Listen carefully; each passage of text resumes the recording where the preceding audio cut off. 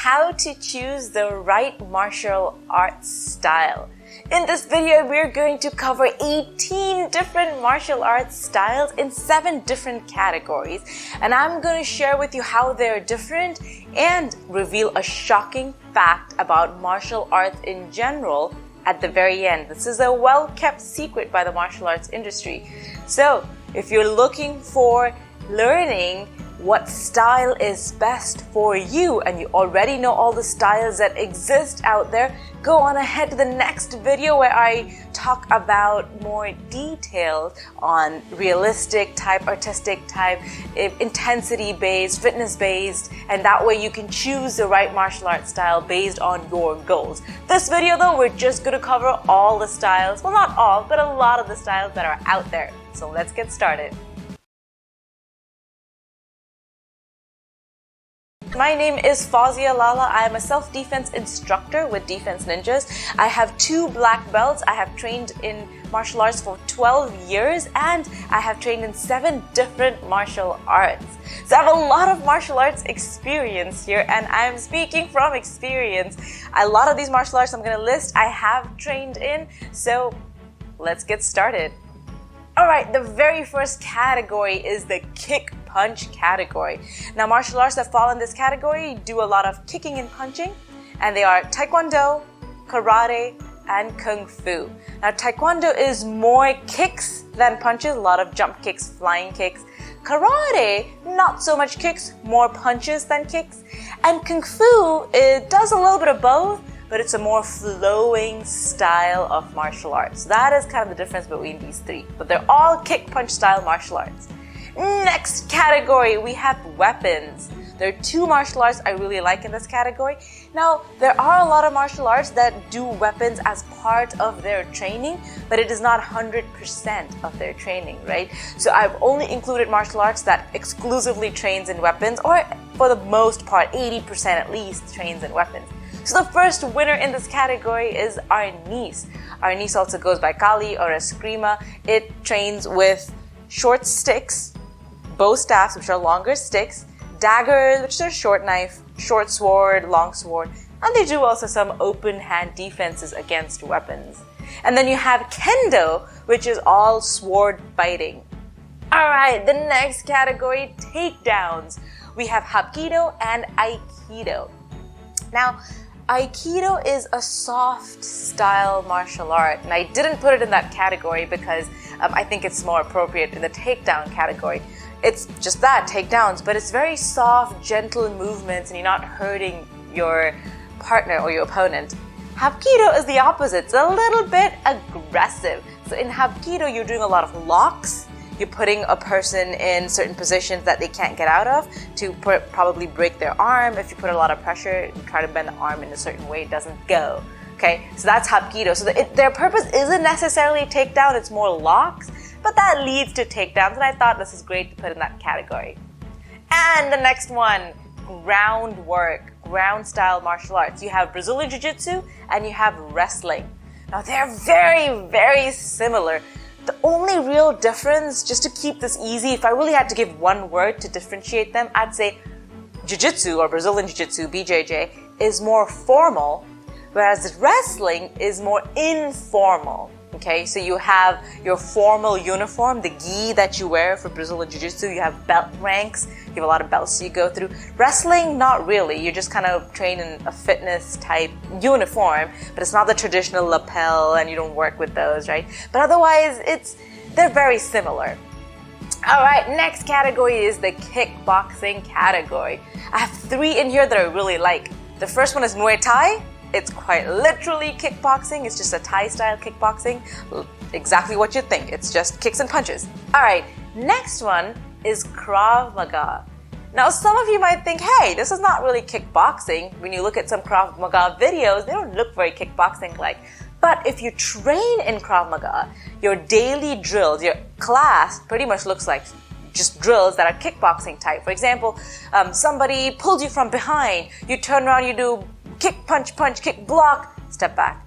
All right, let's do this again. All right, somebody pulls you, turn around, you do kick, punch, punch, kick, block, step. So you just repeat that over and over, and so it feels very kickboxing-like. But if you just watch a just a video that shows you how to get out of a wrist grab or choke or anything. It doesn't look like kickboxing. But the class was going to be very much like that, pretty intense. And then last one in this category, it's a little bit of cheating here. I'm going to put boxing. Okay, there is no kicking in boxing, but hey, there's boxing in boxing. So I just put that in this category anyway. Next category, we're going to talk about MMA, mixed martial arts. Now, I'm not talking about the International Federation that monitors it and approves it. It's just, what I mean when I say that is just a martial art that uses techniques from several different martial arts. So some standing, some kicking, punching, some ground, some weapons, kind of a mix of a few things, okay? So in this category, I'm going to share 3 here. The first one is Kempo.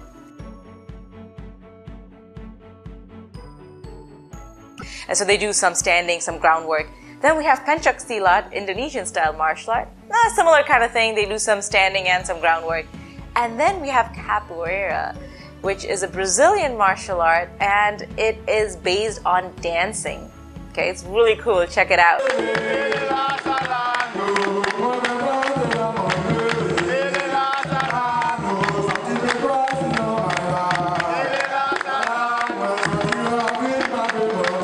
Then the final category, we have soft style martial arts. Now in this, I'm going to share Wing Chun first. Wing Chun is a soft style martial art, but it does involve using your core and using your back in a certain way, so you will get sore even though you're not running around in class. It doesn't involve high physical activity, but you'll still get sore, okay? Then we have Tai Chi, which is a nice flow, energy flow based art. Also very low energy, and you're not gonna really get sore. It doesn't use a lot of your core. And finally, I'm gonna put Qigong in this.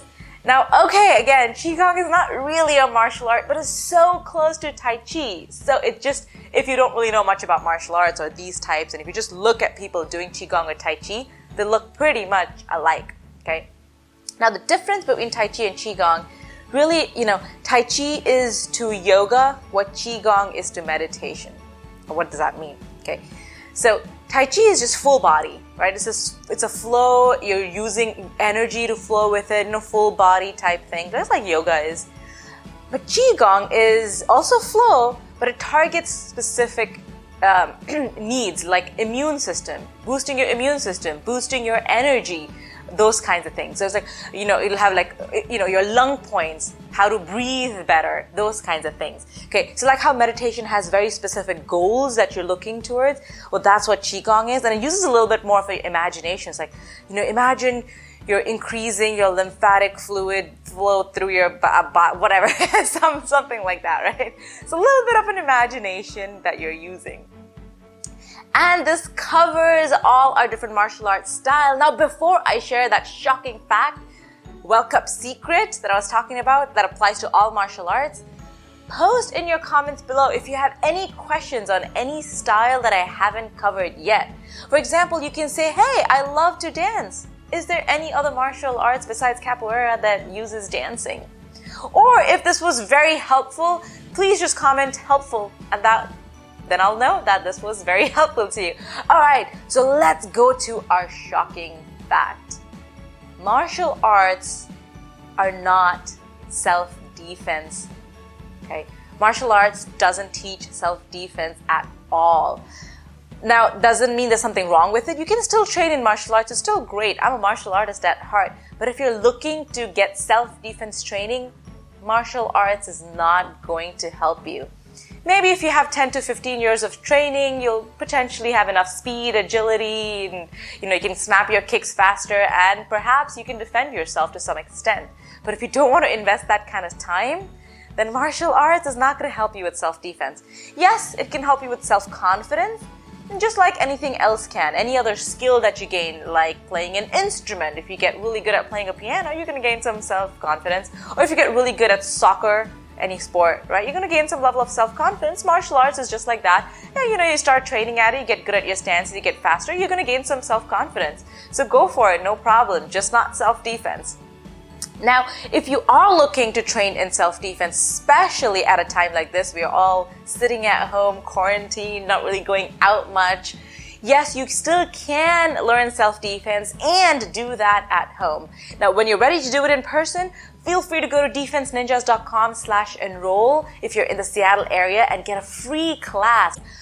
But if you want to just do it online, yes, you can do that too. We're going to post weekly videos. So subscribe to us on YouTube and hit that bell to get notified when we post new videos. You can also follow us on Instagram where we'll post some of the videos and challenges that you can participate in.